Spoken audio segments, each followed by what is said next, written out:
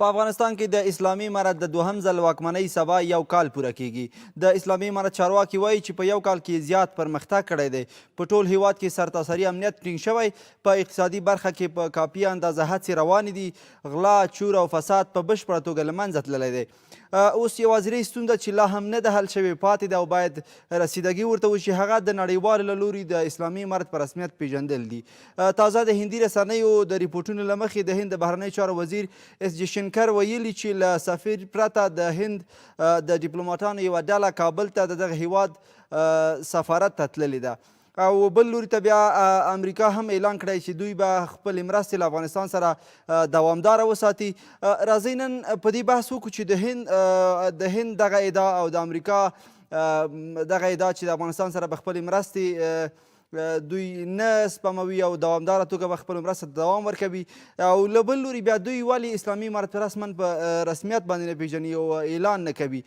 او بل بحث بیا دا دی چې اسلامي امارت په دغه خپل یو کلن مزل کې ولې ونه شو کولی چې نړیوال ته قناعت ورکړي تر څو اسلامي امارت په رسمیت باندې وپېژندل شي.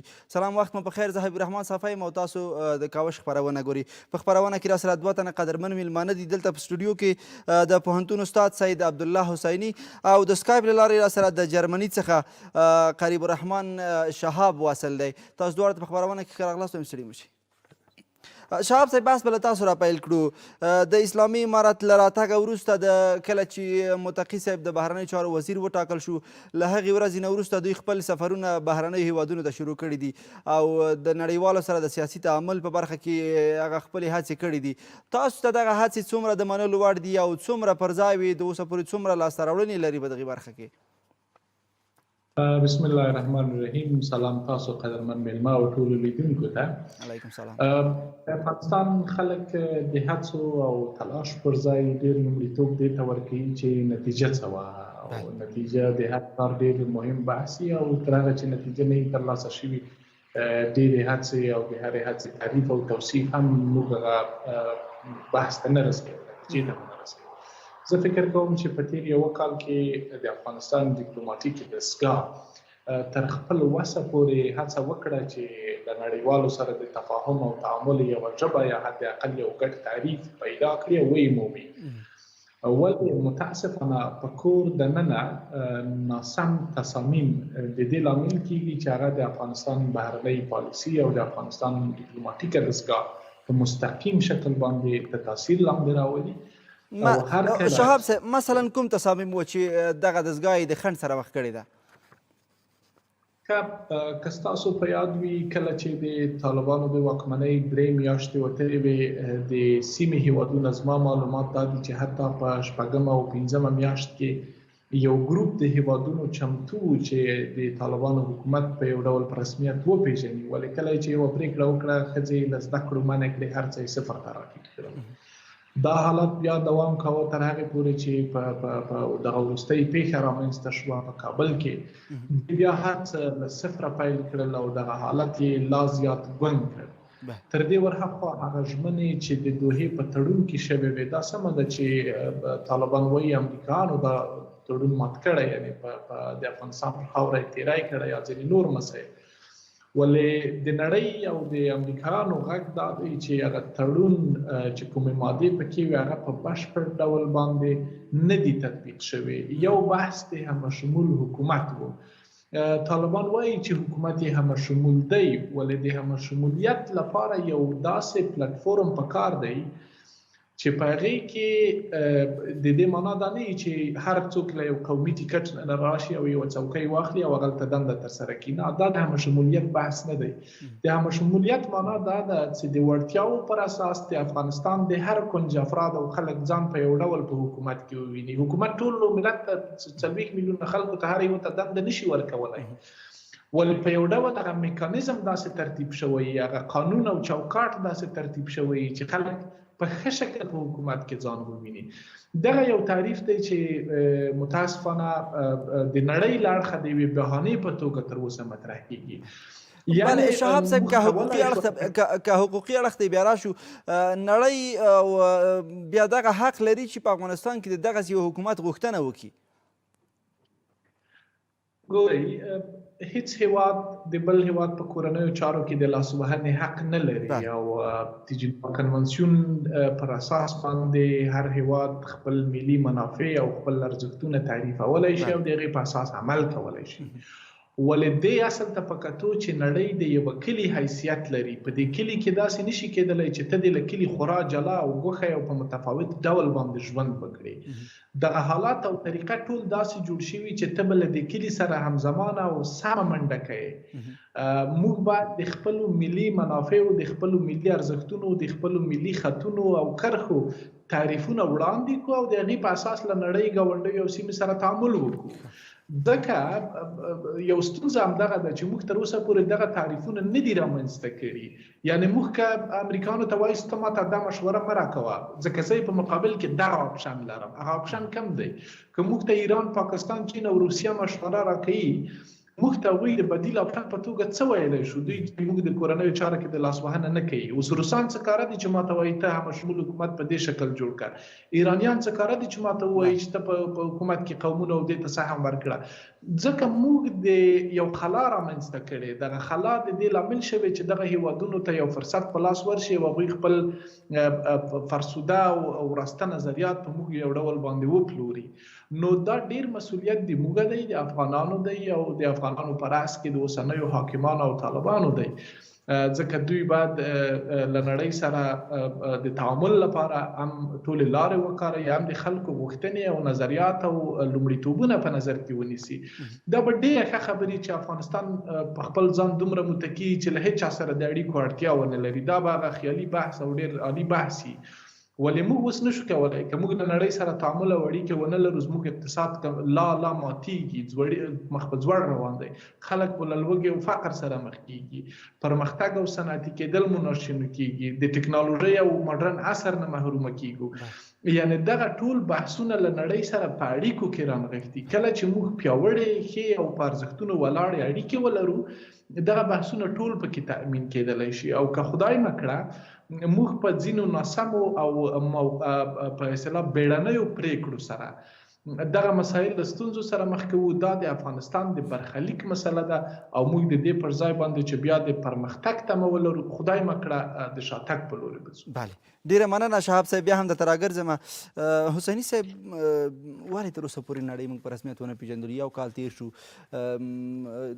د بهرنیو چارو وزیر هم خپل هغه هڅې کړي دي، تللی دی، سفرونه شوي دي، په مهمو ناستو کې ګډون شوی دی.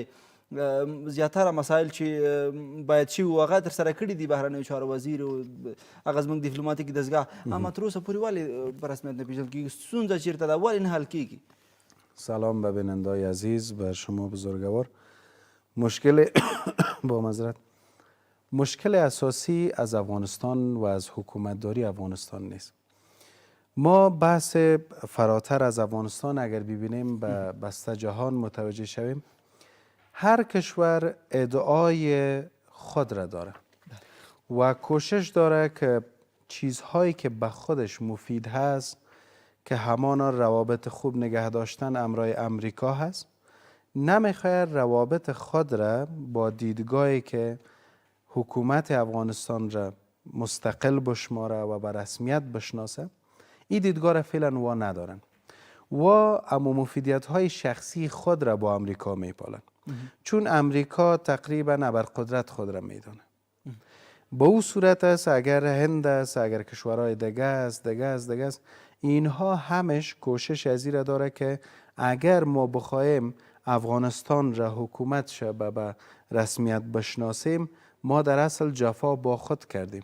اونجا برادر دیگر یا لالای بزرگ خود را ما خفه ساختیم. پس ده اینجاست که روابط خود را مقدمتر میدانند نظر به رسمیت شناختن افغانستان. و ای که ما در حالت قرار داریم که حدوداً 1 سال شد که امارت اسلامی کوشش های خود را داشته، اما پهلویش نواقص خود را هم داشته.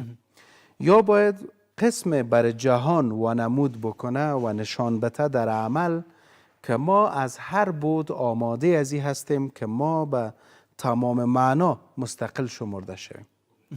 اما خدا خودی ببر برای حسینی صاحب، یکی گفتن هست، یکی در عمل است. ببینین امروز انتقاد بزرگی که بالای امارت اسلامی است امی است که شما چرا دخترای بالاتر از صنف ششم را به مکاتب اجازه نمیدید؟ چرا ما اینقدر موقع بتیم برای جهان که وا تصمیم ما را بگیره؟ میشد یک جرگه دعوت میشد مثل جرگه علما، ما میخوایم نصاب تغییر بدیم. بیاین او مردم، شما برای فرزندایتان چی میخواین باید تدریس شود؟ شما فرزندایتان را با کدام قوانین میخواین از خانه بیرون بکنید؟ حسیني صاحب دلته خو د شپږم پورې نجونې هم مکتب ته ځي او له 12 نه مخکې نجونې هم مکتب ته ځي. که چیرې د اسلامي امارت مطلب یا د هغوی هدف دا وي چې ښځې تعلیم ته پرېنږدي یا اجازه د تعلیم ورته ورنکړي، خو بیا هغه هم بندوي. دلته معنا دا نه ده چې موږ نجونو د مکتب نه ګرځو، خو دوی وایي چې په یو میکانیزم کار کوو لګیا یو. نړۍ ته خو دا نه دي ویل شوي چې موږ ښځو ته حق نه ورکوو یا مکتب ته نه پرېږدو. مشکل عمده جهان دی است که وا یک نقطه را میپالن. نقطهشان امی گزینه فعلا تعیین شده که شما دخترها را اجازه نمیتین به مکاتب. ما همین لحظه که در برنامه آمدیم از پانتون آمدیم و امتحان یک صنف دخترها را گرفته آمدیم. در پانتون دخترها هست. یعنی امارت اگر میخواست اجازه نده وارم اجازه نمیداد. اما اینجا جهان دیدگاه دیگه داره. به نحو میخواه فشار بیاره بالای امارت اسلامی تا که تمام دیدگاه های از واقع قبول شود. این مشکل از امروزه نیست. ما در تاریخ تقریبا نزدیک خود ببینیم حکومت هایی که در افغانستان حاکم بودن و به جهانی موقع را داده که با تمام کارهای داخلی افغانستان به شکل یک کشور مستقل دیده نشه. همیشه هر کشور در اینجا یک مداخله خود را داشته باشه، از مفیدیت ما کرده مفیدیت خود را زیادتر اینجا پیدا بکنه. اینجا دیدگاه از و در مقابل افغانستان در طول سالهای آخر متفاوت تر بود. این وقت گیر است تا که دیدگاه از و تغییر بکنه. امروز که امارت به نحو نمیخواه برای از و اجازه بده تا که در کارهای داخلی افغانستان مداخله صورت بگیره، پس و معلوم دار یک نقطه را هم محکم گرفته و دلیل برای خود میسازه. امروز دلیل بزرگ را همین مکاتب برای خود ساختن. دلیل بزرگ دیگه که ساختن برای خود محدودیت های حقوقی و اسلامی هست که هر حکومت برای خود یک دیدگاه خاص داره و دیدگاه خود را میخواه اینجا تطبیق بکنه. پس به اون لحاظ است که فشارهایی را به نحو ایجاد میکنه تا که امارت مثل گذشته ها بتانه به مفیدیت برای ازوا بیشتر داشته باشه. ښه، نو په دغه یو کلن مزل کې ځینې دغه نقطې چې تاسو یادونه وکړه چې مکتبونه د نجونو یا ټول شموله حکومت و نور داسې څه کول پکار و چې باید شوي وو او هغه نه دي شوي تر اوسه پورې.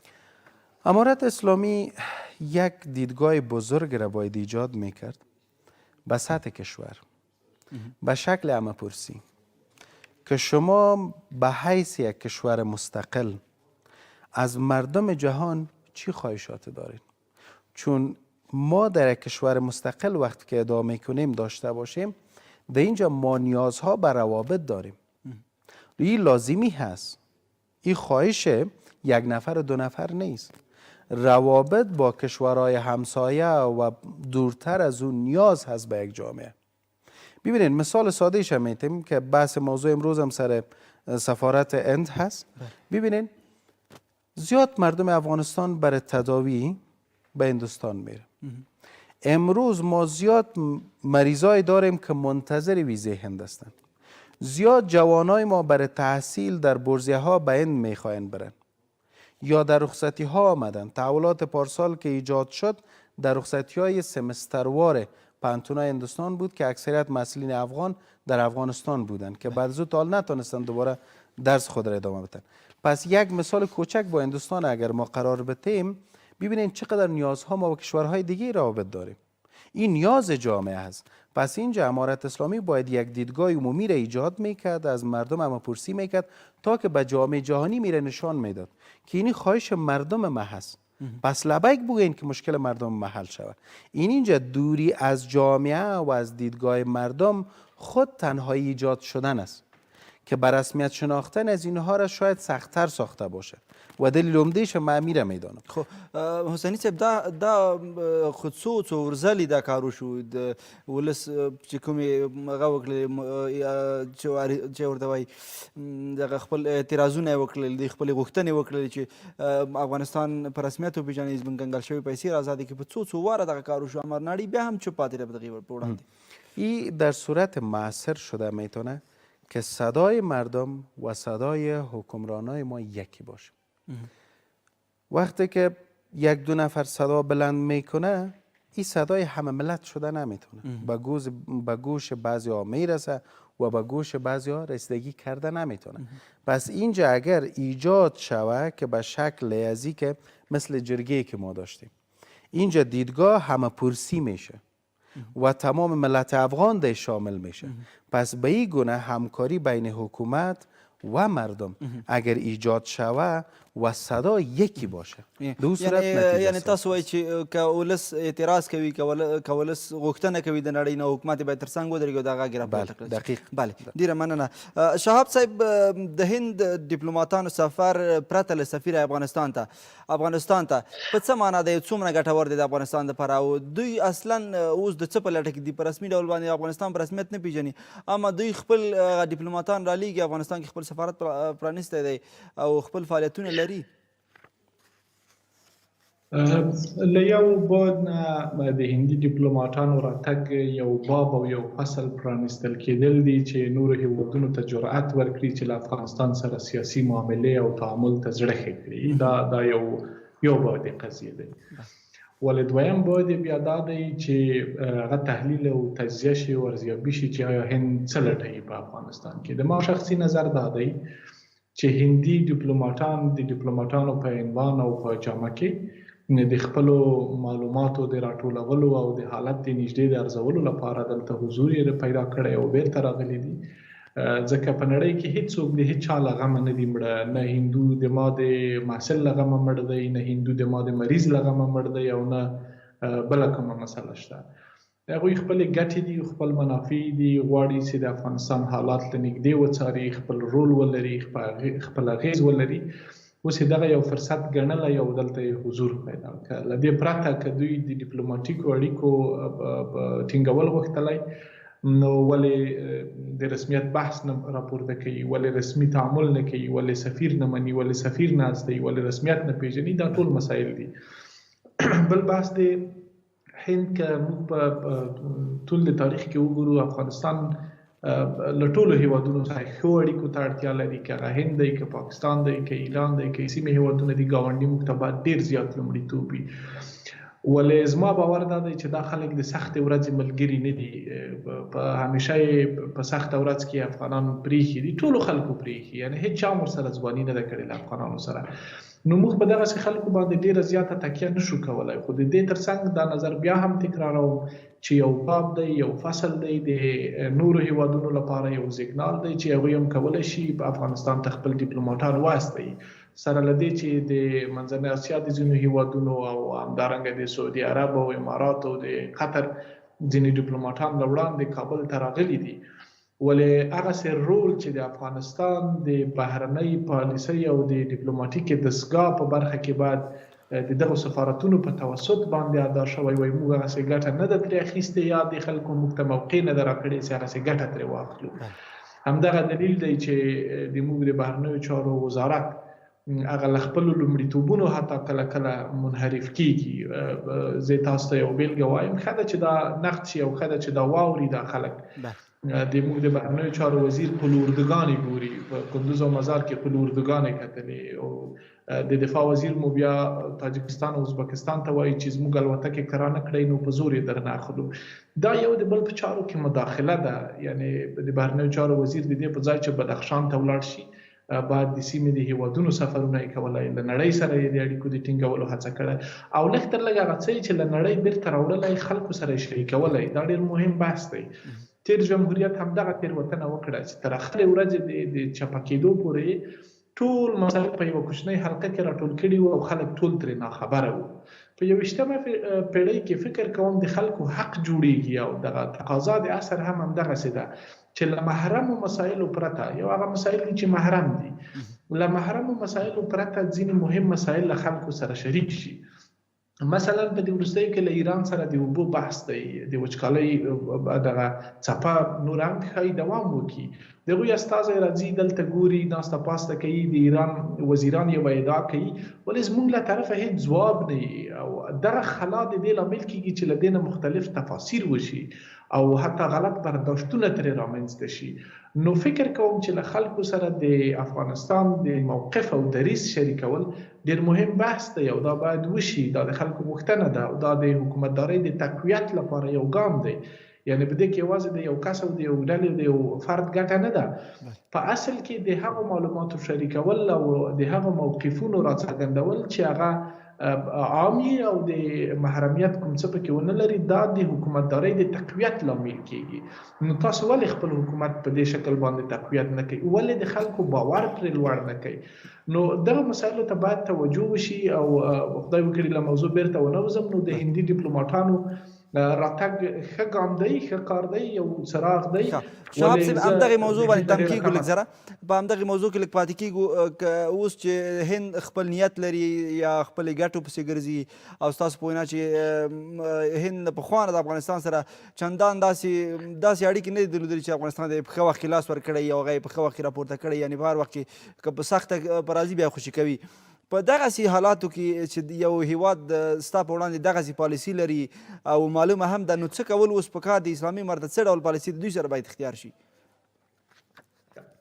موږ یو بېوسه غړی د دې نړۍ یو، توان نه لرو، ولې اراده او هغه فکر مو چت باید وي. دغه شی ډېر مهم دی. موږ اړتیا لرو له هند سره به هم اړیکې پالو، له پاکستان سره به هم پالو، له ایران سره به هم پالو، له سعودي سره به هم پالو. یو څه چې د یوې تجربې په توګه وړاندې کوم، کله چې په 2014 کې پخوانی ولسمشر محمد اشرف غني واک ته ورسېد، دغه په بهرنۍ پالیسۍ کې هغه توازن او بیلانس له لاسه ورکړ.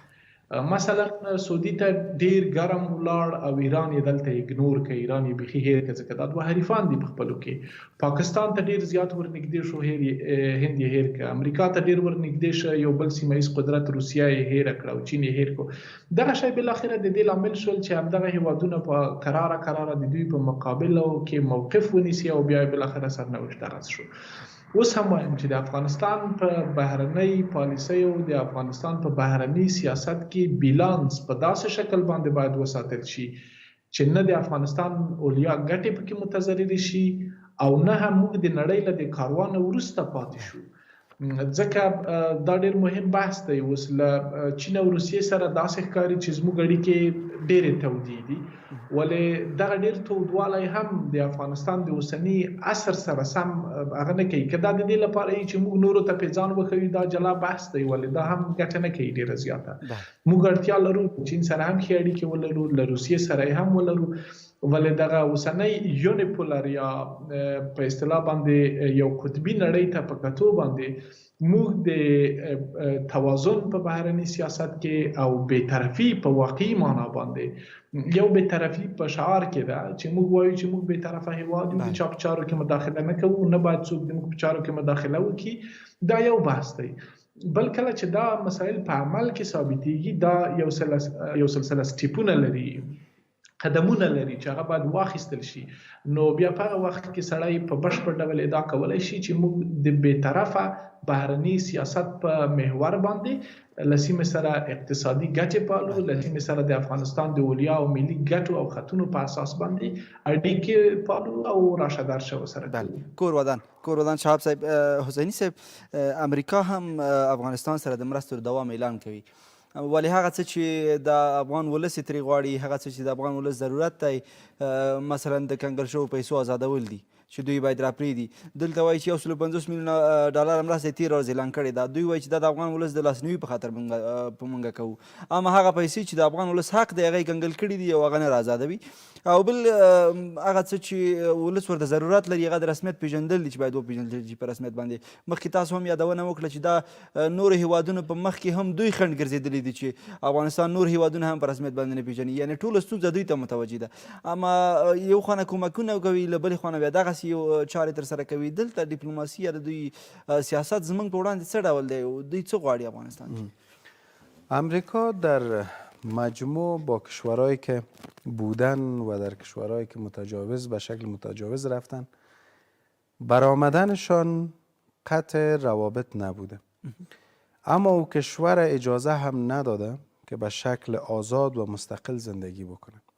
چون برای از وا یک بوده هست که یا باید همیشه یک کشور بعد از برآمدن هم تصرف داشته باشه.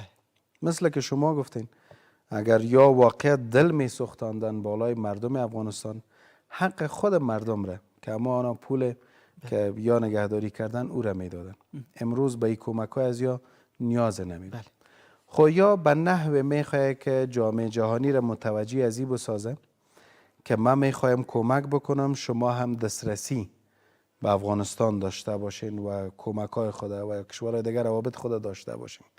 ولی در افغانستان دیده که من دارم شما هم داشته باشین که به نام این و آن و نامای مختلف را که در اواخر میگذارن که افغانستان شاید جای شوه که اینجا توریستای جهانی باشن و به این نام و به اون نام.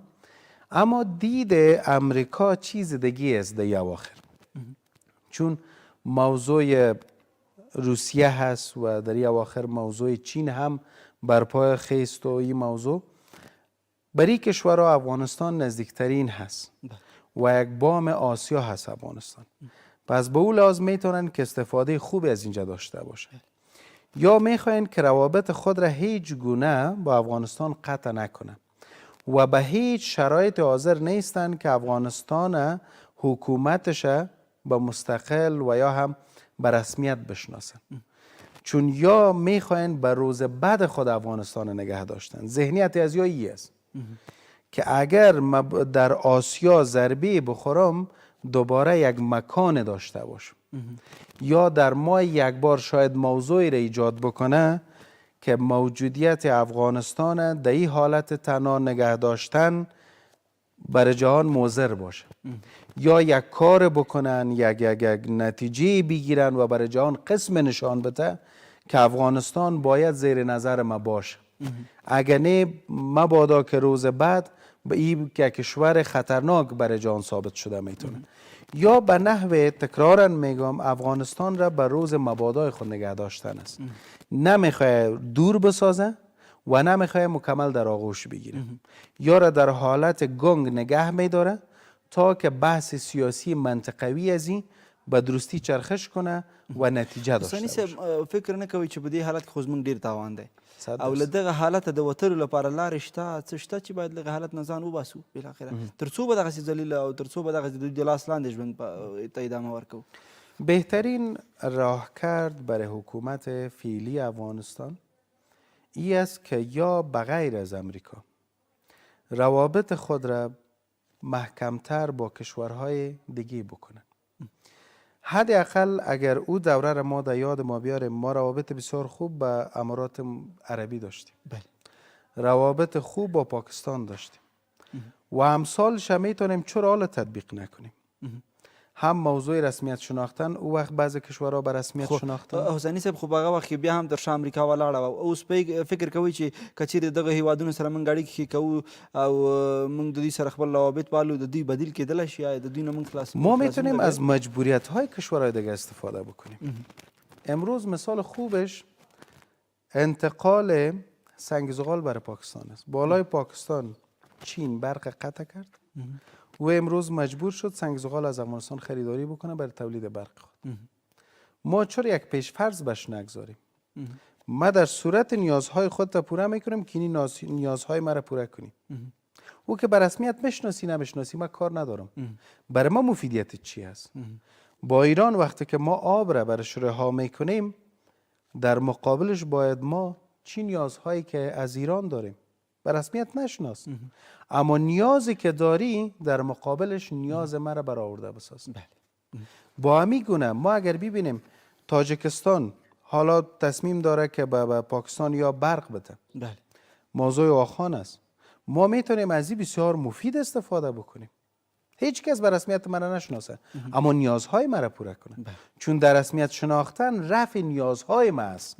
اما میتونم بدون رسمیت شناختم. درست است که مفیدیت خود دایی است که مرا به رسمیت نمیشناسی که اون جلالای بزرگت از پیشت خفه میشه. اما این کار میتونی ضرورتهای مرا رفع بکنی. پس ضرورتها را بیا که متقابل رفع کنیم. روابط استراتژیک خواهی است. بله کورودان ډیره زیاته مننه درنو میلمنو چې بحث کې مرا سره ګډون وکړ. درنو لیدونکو له تاسو هم یوه نړۍ مننه چې بحث مې ورسره تر پایه وکړه. تر بلې خپرونې مې په لوی رب سپارم. پاک الله مو